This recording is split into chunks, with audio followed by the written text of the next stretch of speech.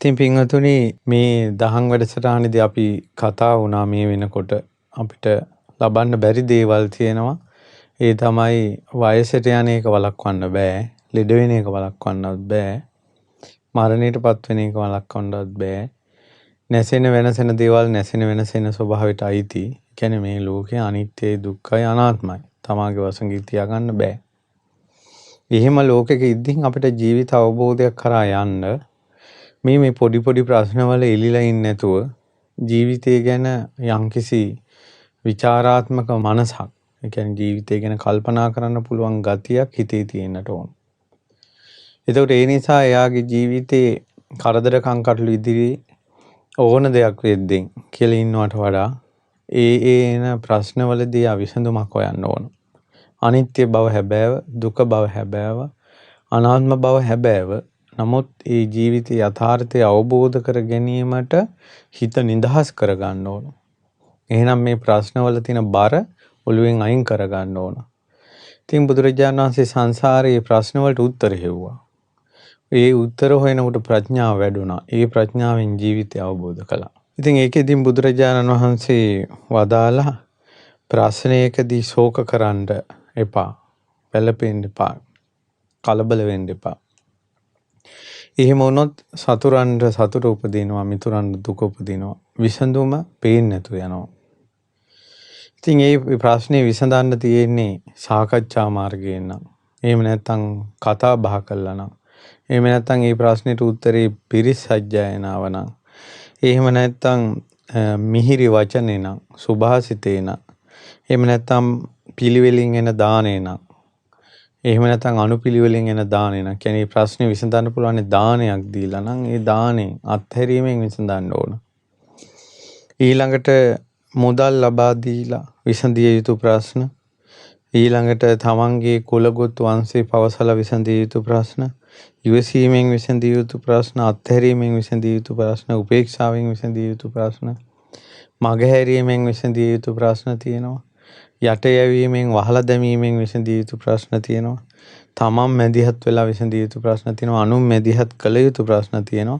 ඒ ආදි වශයෙන් මොනම ක්‍රමයකින් හරි මේ ප්‍රශ්නේ විසඳ ගන්න ඕන. මොනම ක්‍රමයකින් හරි ප්‍රශ්නේ අභියෝගය ජය ගන්න බැරි නම් ඒ විලාවට කර්මයේ දැඩි කියලා ඉවසන්න කියලා බුදුරජාණන් වහන්සේ වදාළා. එතකොට අවසානයේට තමයි කර්මය කියලා දාන්න කිව්වේ. උත්සාහය ගන්න ඕන තමයි. ඊට පස්සේ තමයි කර්මය කියලා විසඳ ගන්න බැරිම තැන කර්මය ගන්න කිව්වා අවසානයේට. ඊට පස්සේ ඉවසීම තමයි එකම විසඳුම. ඉතින් ඒ නිසා ඉතින් අපි මේ වෙනකොට බොහෝ කරුණු කාරණා සාකච්ඡා කළා. මේ ප්‍රශ්නයක් විසඳ ගන්න බුදුරජාණන් වහන්සේ ලැබලා දුන්න උපදේශ. අද අපි කතා කරනවා මේ ඒක අමුතුම කාරණාව. ඒ තමයි අපිට මේ නුරුස්සන. එහෙම නැත්නම් අපිට මේ අමුතුයි වගේ පේන මේ මනුස්ස ලෝකේ මිනිස්සු, নানা ප්‍රකාර මිනිස්සු. අපි කියන නානත්ත් කායා නානත්ත් සංඥා කියලා. මේ මිනිස්සුත් එක්ක ඉන්නකොට සමහර මිනිස්සු කරන කියන දේවල් අපිට හිතා ගන්න බෑ. සමහර මිනිසුන්ගේ කතාව හැසිරීම ඒව නිසා අපි බොහෝ අපහසුතාවලටපත් වෙන අවස්ථා තියෙනවා. මිනිස්සු ඇයි මෙහෙම හැසිරෙන්නේ? ඇයි මිනිස්සු අපිට මෙහෙම කරන්නේ කියලා අපිට ප්‍රශ්නයක් එනවා. එතකොට මේ සමාජයේ කොහොමද අපි ඒකට විසඳුමක් හොයාගන්නේ? ඒකට මෙන්න මේක බලන්නකෝ. ඒ තමයි අපි සංසාරේ යද්දී දැන් අපිට බලන්න අපිට අම්මගෙන් ආපු ආරයක්, තාත්තගෙන් ආපු ආරයක්. ඒ කියන්නේ අපේ කතාවේ හෝ හැසිරීමේ හෝ ඉරියව්වල හෝ මෝනේ හෝ අනිවාර්යෙන් අම්මගේ ලක්ෂණ, තාත්තගේ ලක්ෂණ පිටලා තියෙනවා. ඒකට හේතුව අපි මව් කුසක ඉපදෙනකොට අම්මගේ තාත්තගේ ඥාන එකතු වෙලා තමයි අපි මව් කුසේ කලලේ බැසගන්න විඥානේ. එතකොට අම්මාගෙන් තාත්තගෙන් එකතු වෙන බීජය තෙල් බිඳුවක් තරම් කලලේ තමයි විඥානේ බැසගන්නේ. ඒ තෙල් බිඳුවක් තරම් කලලේ විඥානේ බැසගත්තට පස්සේ හැදෙන සත්වයාට අම්මගේ ගති ලක්ෂණ, තාත්තගේ ගති ලක්ෂණ, රූප ස්වභාව එකතු වෙනවා. මේ කලලේ තෙල් බිඳුවක් තරම් කලලේ බැස ගන්නවනේ විඥානය. ඒ විඥානයේ තියෙනවා අසංකීය අප්‍රමාණ සංසාරයක කර්ම. ඊළඟට සසර පුරුදු කලින් ජීවිතවල හිටපු ඒවා පුරුදු කරපු ඒවා ඒව කොහොම තියෙනවා අර විඥානේ. එතකොට අම්මගේ තාත්තගෙන් තෙල් බිඳුවක් තරම් උරුමයක් ඇවිල්ලා ඒ රූප ස්වභාව ගති ලක්ෂණ අපිට මෙහෙම පිහිටලා තියෙනවා නම් මහා මෙරකටත් එහා සුවිසල් කර්ම පොදියක් එක මිශ්‍ර වෙලා බැස ගන්න විඥානේ ගති ලක්ෂණ කොහොම මේ ජීවිය තුළ පිහිටනවද? ඒ නිසා මේ මිනිසුන්ගේ සංසාරේ ස්වභාවය ප්‍රකට වෙනවා. ගති ස්වභාවය ප්‍රකට වෙනවා. සමහර ඒවා කොච්චර ප්‍රබලයිද කියනවා නම් ඒවා දුරු කරන්න අමාරුයි. මේ මිනිසුන්ගේ ගතිය දුරු කරන්න අමාරුයි. ඒතර මේක සංසාරේ ස්වභාවය මේ මිනිසුන්ගේ ගතිය කියලා තේරුම් ගැනීම අපිට විසඳුමක් වෙනවා. මේක තමයි ස්වභාවය කියලා මේවා ඇති සංසාරේ දේවල් මේ මිනිසු පුරුදු කරපු ඒවා කියලා තේරුම් ගැනීම අර ඒ ප්‍රශ්නෙත් ඒ වෙලාවට හිත රිද්දා ගන්න නැතුව ඒක විසඳ ගන්න උපකාරී වෙනවා. දැන් අපගේ ආර්ය වූ පිළින්ද වච්ච මහරහතන් වහන්සේ කාට හරි කතා කරනවා පින්වත මෙහෙන්න කියලා. එයාට ඒක ඇහුන්නේ නැත්නම් රොඩියා මෙහෙවර කියනවා. ඒකට ඒ වාගේ අර වසල වාදයෙන් කතා කරනවා.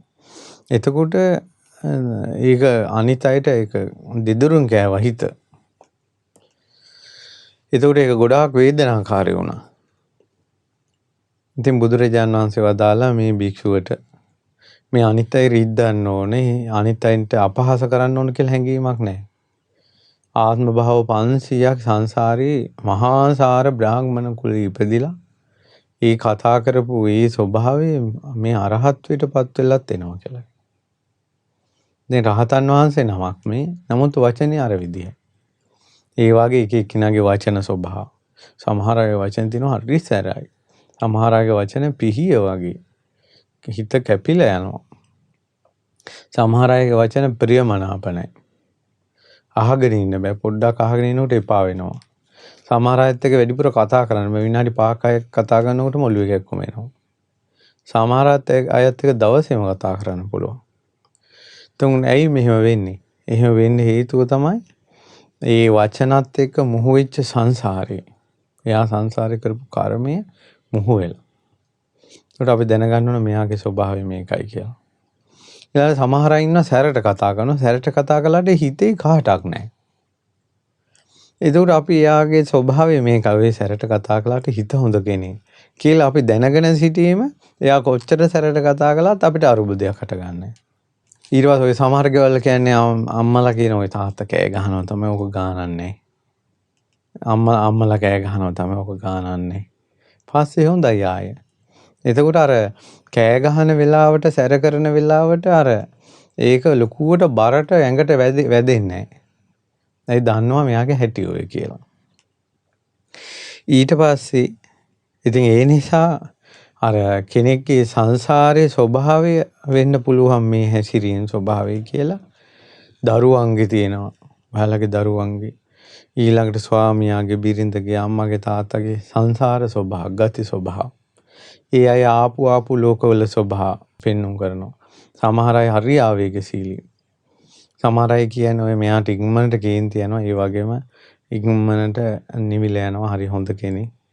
ඔන්න ඕක තමයි ඉතින් දුර්වලතාවයකට තියෙන්නේ කියලා. ඒකට එයාලා දේරුම් අරන් ඉන්නවා මෙයාට ඉක්මනට කේන්ති යනවා ආවේගශීලී. ඒ වුණාට ඉක්මනට සංසිඳෙනවා කියලා. ඒකට අර තරහ යන ආවේගශීලී වෙලාවට අර gedara කට්ටිය ඒ වෙලාව පරිස්සම් වෙලා මං හරිනවා. එතකොට අරුබුදයක් හටගන්නේ.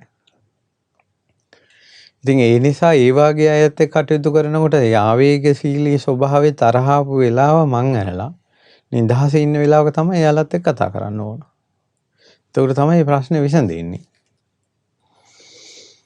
ඊළඟට තමයි සමහර අයට කිසිම රස්සාවක් හරියන්නේ නැතුම් ඔහේ පැද්දි ඉන්නවා. සමහරවිට ඒකට හේතුව තමයි එයා සංසාරේ පුරුදු කරපු එයාට මැච් වෙලා යන ජොබ් එක යාට තාම සෙට් වුන්නේ නැහැ. ඒකයි යා ඔය එහෙට මෙහෙට පනරැල්ල වගේ මේ පැද්දි ඉන්නේ. බුදුරජාණන් වහන්සේගේ කාලේ සාරිපුත්ත මහරහතන් වහන්සේ ළඟ පොඩි නමක් මහාන වුණා. මේ ස්වාමීන් වහන්සේට සාරිපුත්ත මහරහතන් වහන්සේ එක දිගට භාවනාව පුරුදු කළ අසුභ කර්මස්ථානේ. ඉතින් භාවනාව පිහිටන්නේ නැහැ. ඊට පස්සේ සාරිපුත්ත මහරහතන් වහන්සේ බුදුරජාණන් වහන්සේ ළඟට ගෙන්නගෙන ගියා. ස්වාමීනි භාග්‍යතුන් වහන්සේ මේ පොඩි නමට කොයිතරම් මේ අසුභ කර්මස්ථානේ දුන්නත් හිත පිහිටන්නේ නැහැ කියලා. ඒ ෂණෙහි මේ මොහොතෙන් බුදුරජාණන් වහන්සේ භික්ෂුවගේ සසර බැලුවා. බලනකොට ආන්භාව 100 ගණන් රංකරුවෙක් වෙලා රත්තරන් වැඩ කරන කෙනෙක් වෙලා ඉපදිලා තියෙන්නේ. එතකොට අර සියුම්ව චූටි රත්තරනේ පවා කැටයන් දාන්න පැය ගණන් රත්තරන් වල හිත පිහිටවගෙන හිටපු කෙනෙක්.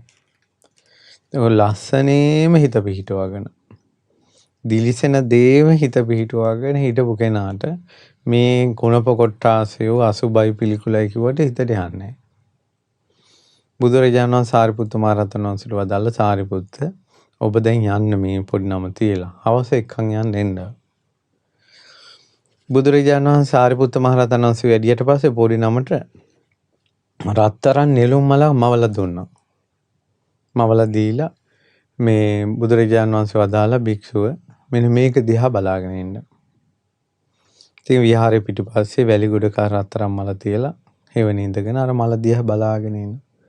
බලන රත්තරන් දිහා ආත්ම භාව ගන්න බොහෝ කාලයක් බලාගෙන හිටපු නිසා ඉක්මනට හිත එකඟ වුණා. ඒ රත්තරන් දිහා බලා ඉන්නකොට. ඊට පස්සේ අර මල ටික රත්තරන් මල ටික පර වෙනවා. පර වෙනකොට ඒකේ යථා ස්වභාවය අනිත්‍ය හිතට ප්‍රකට වෙන්න ගත්තා. එහෙම අරහත්ත්වයටපත් වුණා. චුල්ලපන්දක තෙරුන්ට බුදුරජාණන් වහන්සේ සලුවක් දෙන්නේ. කලින් ජීවිතයක වස්ත්‍ර කිල්ටි වෙනවා දැකලා අනිත්‍ය සිහි කරපු කෙනෙක්නේ. ඒ වගේ ඒ තමන්ට හරියන දේ සෙට් වෙනකල් සමහර කෙනෙකුට හරියන්නේ නැහැ. ඒ නිසා ඔය රස්සාවල් වලට එහෙම මෙහෙට ඇදි පැද්දි යනවා. තමන්ගේ සංසාරේ පුරුද්දත් එක්ක එකතු වෙන රස්සාව හම්බෙලා නැහැ. ඒකයි ඕකට හේතුව. ඉතින් ඒකට දැන් මොකද කරන්නේ? ඒකට විසඳුම තමයි හැම රස්සාවම කරන්න ඕන. කරලා තමන්ට හරියන සෙට් වෙන රස්සාව කරගෙන යන්න ඕන. ඉතින් ඒ වගේ වෙලාවට අර හිතට බරක් එන ගතිය නැති කර ගැනීම පිණිස මේක සංසාරේ ස්වභාවයක් නේද කියලා සමහරවිට හිතන එක උපකාරී වේවි. හැම එකටම නෙවෙයි. ඉතින් ඊට පස්සේ මිනිසුන්ගේ ගති ස්වභාව ගැන අපි කතා කළේ මේක සංසාරේ ස්වභාවයක් වෙන්න ඇති කියලා අපිට මේ සමාජයේ හැසිරීම ප්‍රශ්නයක් කරගන්න නැතුව ඉන්න එකට. දැන් ඔබට මතක ඇති බුදුරජාණන් වහන්සේ කාලේ ගොඩාක් ආහාර ගන්න කෙනෙක් හිටියා. ඒ ස්වාමීන් වහන්සේ ඔක්කොම වළඳන කලින් ඉඳලා ඉතුරු ටික ඔක්කොම වළඳනවා. බුදුරජාණන් වහන්සේ වදාළ ওই භික්ෂුව රහතන් වහන්සේ නම. හැබැයි ආත්ම භාව 500ක් ඇත්කුලේ ඉපදිලා ඇතෙක් වෙලා. ඒ නිසා කොයි ඔච්චර කෑම කන්නේ. ඒකට ඒ නිසා සමහර අය ගෙවල් වල වැඩිපුර කනවා. දැන් මට එක පළාතක ගමක තාත්තා කෙනෙක් හමුණා. ඒ තාත්තට පුතා එපා වෙලා. ඇයි අහනකොට වැඩිපුර කනවා. ඉතින් අර බොහොම අමාරුවෙන් හොයාගෙන ඉන්නේ ගේන ඔක්කොම මේක කනවා කියලා. මං කිව්වා මගේ හරි යකෙක් වෙහිලා වෙන්නේ තාත්තා කියලා. ඊට පස්සේ කොහොම යකා වුණත් හඳුන්නේ කන්නේ මගේ දේනේ. මං කොහින්ද හොයන්නේ කියලා ඒ තාත්තා එතන අඬනවා. මං කිව්වා ඉතින් ඔහොම තමයි අපි මේකට විසඳුමක් හොයාගමු කියලා. ඉතින් කලබල වෙන්න එපා කියලා ඉතින් හිත හැදුවා. ඒ වගේ සමහරට කෑම කන්න හේතුව අපි දන්නේ නැහැ. එච්චර ගොඩක් කලින් ජීවිතේ කොහේ වාගේ ඉපදුනාද දන්නේ. ඊට පස්සේ තියෙනවා අර එක ස්වාමීන් වහන්සේ නමක් වමාරා. ඒ කියන්නේ කෑම දානේ වන්දලා ඉවරලා ටිකක් වෙලා හිටියම ඔක්කාරයට එනවා. ඒක ආයෙ වන්දනවා.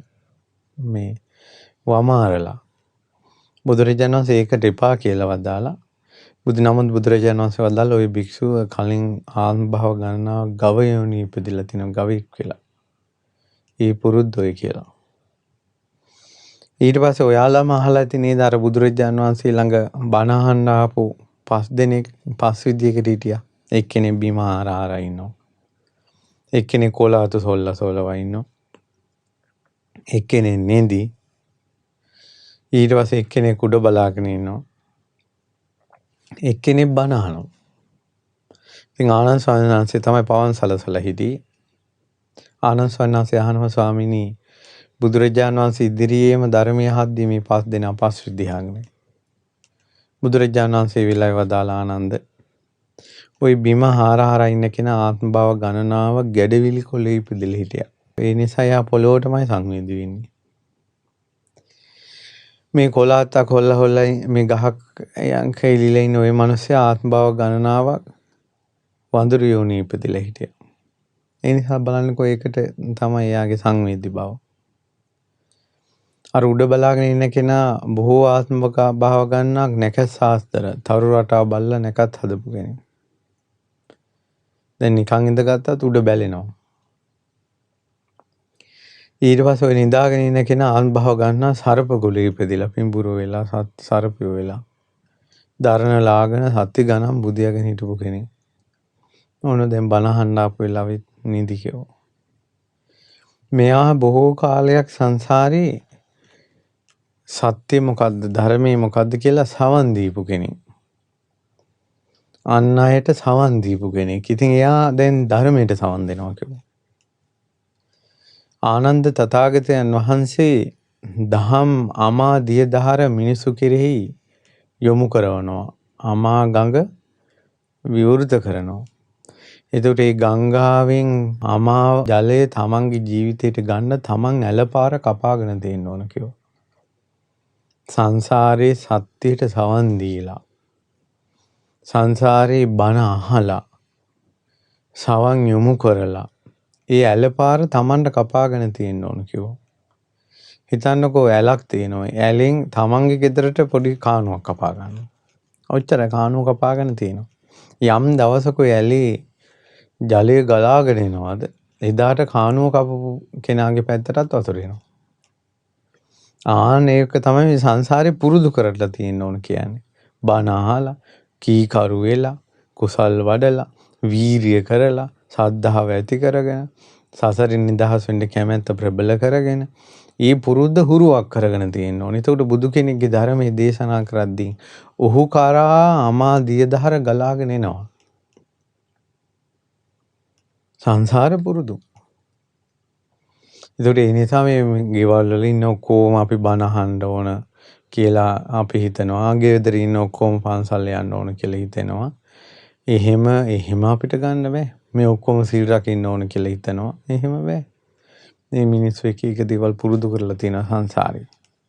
මිනිස්සු ඔක්කොම අපිට ධර්මයට ගන්න පුළුවන් නම් බුදුරජාණන් වහන්සේ වදාළ එක්තරා ආචාර්යවරයෙක් තක්සශීලාවේ හිටියා. එයාගේ ගෝලයා හරි නුවණක්කාරයි. තව ගෝලියෝ ගොඩක් හිටියා. ආචාර්යවරයා හරි කරුණාවන්ත. එනේ මිනිසුන්ට කියනවා සීල් රකින්න මෙහෙමයි කියලා. මිනිස්සු රකින්න සීලයක් නැහැ.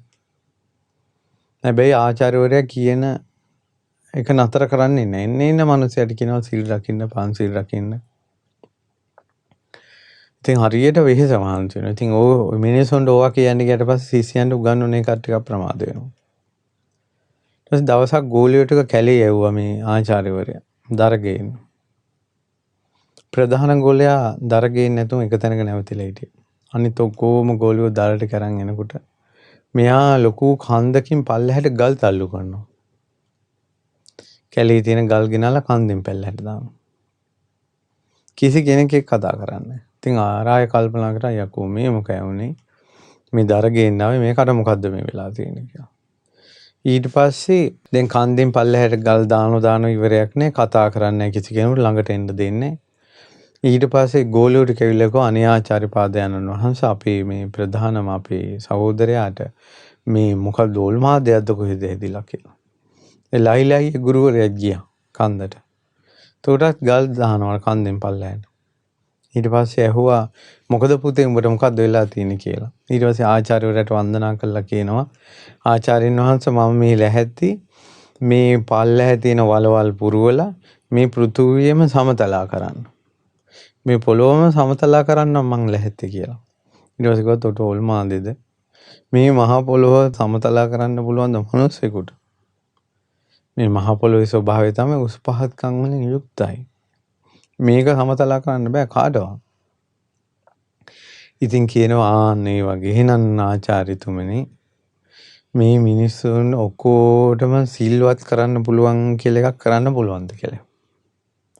මේ මිනිස්සු ඔක්කොම සංවර කරනවා කියලා එකක් කරන්න පුළුවන්ද කියලා. ඊට පස්සේ එහෙම කරන්න බෑ කියලා. එහෙනම් ඔබතුමා අයියෝ උච්චර මහන්සි වෙන්නේ කියලා ඇහුවා.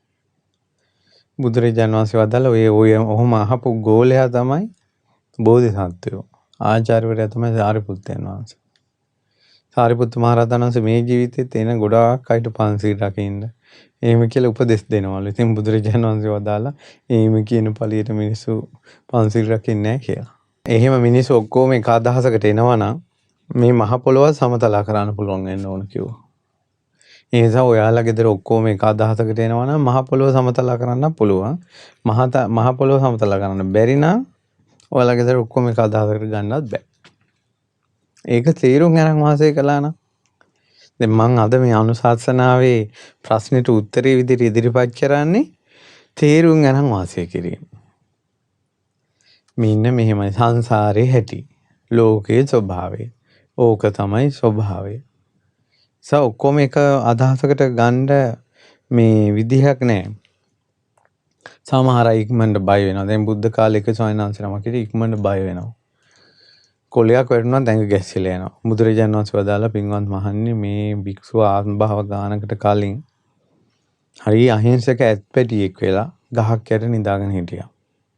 අර ගහේ දිරපු අත්තත් ජරබරාස් ගාගෙන එකපාරම ඇතාගේ උඩට කඩා වැටෙනවා. ඉදා බය වෙච්ච බයවිල්ල උපනෝපං ආත්මේම මෙයාට සද්දයක් ඇහෙනකොට ඇඟ ගැස්සෙනවා කිව්වා. සංසාරේ ස්වභාවය. මට මොන ගහිලා තියෙනවා ඔය ගිලන් රතවල හඬට මේ බය වෙන අය. ඊට පස්සේ වෙඩි හඬට බය වෙන අය. වාහන දකින්නට බය වෙන අය. පොඩි ළමයිම ඇඟෙනවා මේ සාස් එහෙම. ඒක ලොකු වෙනකොටත් එනවා ඒක. සංසාරේ ස්වභාව. සංසාරේ ස්වභාව. සමහර අය වාහන වලට ආසයි. පොඩි කාලේ ඉඳලම ලී කෝටුවක් කරන් කරකවා මිදුලේ හෙට මෙහෙට වංගු ගන්නවා පොඩි යමු සෙල්ලම් කරනවා වාහන වලට සමහර ලොකු වෙනකොට ඩ්‍රයිවර් කෙනෙක් වෙනවා. තමන්ගේ සංසාරයෙන් එන ස්වභාවය ඒක. පොඩි යමු පොඩි කාලෙම නටනවා සමහර යමු. ඉතින් ලොකු වුණාමත් නැටිල්ල. සංසාරේ ස්වභාව. එක ස්වාමීන් වහන්සේ නමකට බුදුරජාණන් වහන්සේ අවවාද කළා. ඒ ස්වාමීන් වහන්සේ ගොඩාක් කාමරේ බඩු තියාගෙන ඉන්නවා. ඊට පස්සේ අල්පේච්ච වෙන්න කියලා. ඉතින් ඒ ස්වාමීන් වහන්සේට තරහ ගිහිල්ලා සිවුරයි අඳනේ කල්ලා හෙළුවෙල්ලෙන් හිටියා. දැන් මෙහෙම ඉන්නද කියන්නේ කියලා. තියාගන්න ඔහෙලගේ සිවුර කියලා දමලා ගහලා ගියා. ඉතින් ලැජ්ජාවයි බැබික්සු බික්සුණී උපාසක උපාසිකා සිව්වනම් පිරිස මැද මේ හාන්දරෝ අඳනේ කැඩුවානේ. ඊට පස්සේ බුදුරජාණන් වහන්සේ වදාලා ওই භික්ෂු ඉස්සර ජීවිතේක මොනරෙක් වෙලා හිටියා. කැලේ ඉන්න කුරුල්ලු රජ කෙනෙක් විදිහට හංස රාජයා පස් කරගෙන හංස රාජයාගේ දුව කාටද දෙන්නේ කියලා ස්වයංවරයක් තිබ්බා. එක එක කුරුල්ලෝ ඇවිල්ලා හිටියා. හංසිය කැමති වුණේ ලස්සන පිල් කලඹක් තියෙන නිල් පාට බෙල්ලක් තියෙන ලස්සනට හැරිලා බලන්න මොන රට. ඊට පස්සේ කිව්වා මං අර මොන රට කැමති කියලා. ඊට පස්සේ අනිත් කුරුල්ලෝ මෙයාට විශ් කළා. බොහොම හොඳයි බලන්න ඔයා හරි වාසනාවන්තයි. ඔයාට මේ කැමති වුණානේ අරයා කියලා. ඉතින් මෙයා කල්පනා කළා මේ ඔය පොඩ්ඩක් දැකලා ඔහොමනම් මම පිල් කලඹ විදහාවුවොත් උඹලා විශ්මයටපත් වෙයි කියලා අර කුරුල්ලෝ ඔක්කොම මැද පිල් කලඹ විදහාලා වටේට කැරකි කැරකි නටන්න ගත්තා. එතකොට මොනරාගේ පිල් කලඹ විදහාපු ගමන් පස්සපැත්ත එළි. ඉතින් ලැජ්ජාවේ බෑ අර ස්වභාවය. ඊට පස්සේ මේ හංසයා පන්නගත ඵලයන් යන ලැජ්ජාවේ බෑ කියලා. මොහංසිය ලැබුණේ නැහැ. ඉතින් බුදුරජාණන් වහන්සේ වදාලා ඔය ලැජ්ජ නැතිකම ඔය හෙලිවැල් එළියට දාගන්න එක ඉස්සරක් තිබ්බා කිව්වා. ඒතර ඒක මහාන වෙලත් ආවා කිව්වා. බලන්න ලැජ්ජා බය නැති ගතිය හසරෙන් එන හැටි. සමහර අය ඉන්නවා හරි කොච්චර ලැජ්ජයිද. හරි බයයි. හරි ලැජ්ජයි. ඒකට අපිට තේරෙන්නේ නේද හැමෝටම එක වගේ මේක දෙන්න බෑ. මිනිස්සෙක්ගේ මේ ගති ස්වභාව වෙනස් වුණොත් වෙනස් වෙන්නේ මේ වෙනස් කරන්න ලොකුම සාධකේ ප්‍රඥාවයි වීරියයි සීයයි. ප්‍රඥාවයි වීරියයි සීයෙන් තමයි සංසාරේට විසඳුමක් හොයාගන්න පුළුවන්. ඒ කියන්නේ තමන්ගේ අඩුපාඩුව ගැන සිහිය තියෙනවා. ඊළඟට ප්‍රඥාව මේක හරිද මේක වැරදි. ඒ කියන්නේ තමන්ගේ ගති ස්වභාවය ඉන්න පුළුවන් ඕන තරම්. මේක හරිද වැරදිද? හරිනම් අපිට ප්‍රශ්නයක් නැහැ. වැරදි නම් තමයි ප්‍රශ්නේ. මේ පිනක්ද පවක්ද? අපේ සංසාර පුරුද්ද පිනක් නම් අපිට ගැටලුවක් නැහැ. දැන් දන් දෙන එක, බණ කියන එක, බණ ඉගෙන ගන්න එක, මහාන වෙන එක සංසාර පුරුදුත් එක්ක එනවනේ. ඉතින් ඒකේ වැරද්දක් නැහැ නේ. හරිද වැරදිද? වැරදි නම් කරන්නේ නැතුව ඉන්න ඕන. ඒකට වීරිය තියෙන්න ඕන. තමන්ගේ අඩුපාඩු වෙනකොට සිහිය තියෙන්න ඕන. එතකොට උත්සාහය, වීරිය, සිහිය, නුවණ කියන මේකෙන් තමයි තමන්ගේ සංසාර ප්‍රශ්න විසඳ ගන්න තමන්ට හැකියාව ලැබෙන්නේ. එතකොට මේ සේවනයේ කළ යුතුද, සේවනයේ නොකළ යුතුද? මේ භජනය කළ යුතුද, මේ භජනය නොකළ යුතුද කියලා තමන්ම තෝරා බේර ගන්න තරම් නුවණ තියෙන්න ඕන. හරිනම් ඒක අපි ගැටලුවක් කරගන්න, වැරදි නම් හදා ගන්නවා. නැත්නම් සංසාර පුරුදු කොච්චර තියෙනවද හොඳ පුරුදු? දාහනේ දෙන එක සංසාර පුරුදු. සමහර අයට දෙන්න නැතුව ඉන්නම බෑ. සංසාර පුරුදු. සමහර අයට දෙන්නම බෑ. සංසාර පුරුදු. ඇඟෙන් ඇට කෑල්ලක් ගන්නවා වගේනේ. දෙන්නම බෑනේ. මං අර ස්වාමීන් වහන්සේ නමක් මේ බණකට කියනවා මං ඇහුවා මේ ගණන් හදන එක.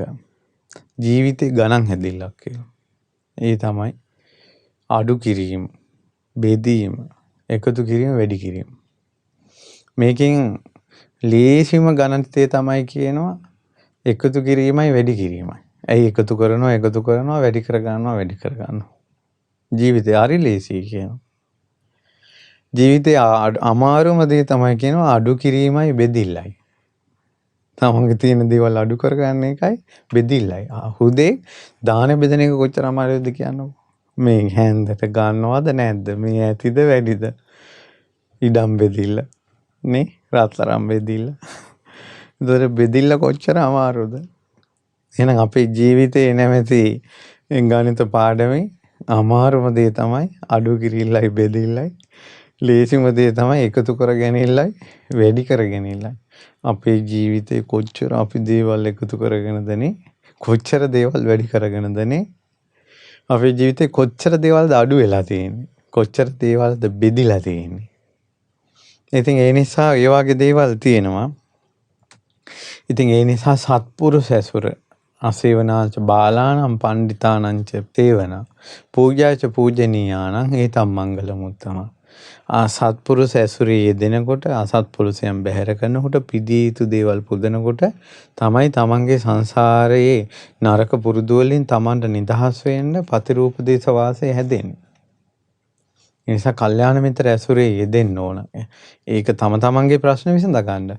නමුත් මේ අර අපි දැන් කතා කරන්නේ සමාජෙත් එක්ක ජීවත් වෙනකොටනේ. ඒ නිසා උස් පහත් මිනිසුත් එක්ක අපි ජීවත් වෙනකොට අපිට අපේ ඔළුවට අර පීඩනයන එක වළක්වා ගන්න විසඳුමක් විදිහට ගන්න මේවා සසර පුරුදු කියලා. කෙලවරක් නැතුව උපමා දක්වන්න පුළුවන් සසර පුරුදු වලට. නමුත් දැන් ඔන්න අඩහොරාවක් ගියා. ওই ටික තේරුම් ගත්තොත් හරි. ඉතින් ඒ නිසා අපිටත් මේ මිනිස්සු මේ විෂම ලෝකේ අපේ හිත හදාගෙන ඔළුවට ලොකු බරක් ගන්න නැතුව ඉන්න අපිට ශක්තිය ලැබුණොත් ඒක ලොකු දෙයක්. ඒ සඳහා වාසනාව ලැබේවා.